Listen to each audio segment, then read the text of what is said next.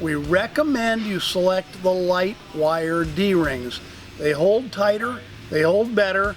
The heavy wire D-rings do have a tendency to slip, especially on the big guys. So let's see how to thread this thing so that it stays on. Basically, you bring your loose end of webbing up through both buckles. Then you loop over the top buckle and back down through the bottom buckle. That creates a locking overage, and you can pull on that really hard and it does not slip. This is our 1-inch light wire D-ring. All right, the next series we're going to show you are the double O-ring straps. We've coupled some of our black oxide O-rings with our beautiful black background butterfly pattern. So here we go again.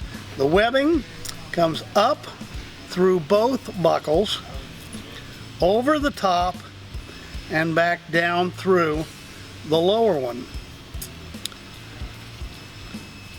When you tighten it, it looks like that, and when you put it under pressure, it holds.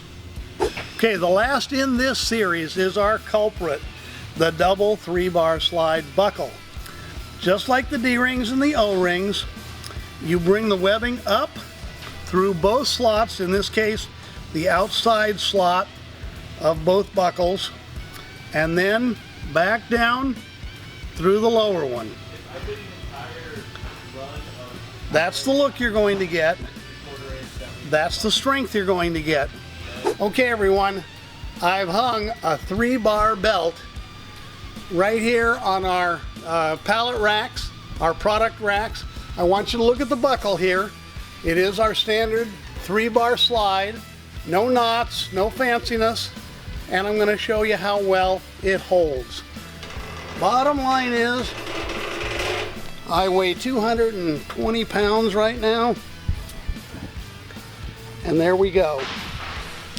So, the bottom line, guys, when you know what you're doing, and I apologize for not making this information available earlier, when you know what you're doing, it really does work.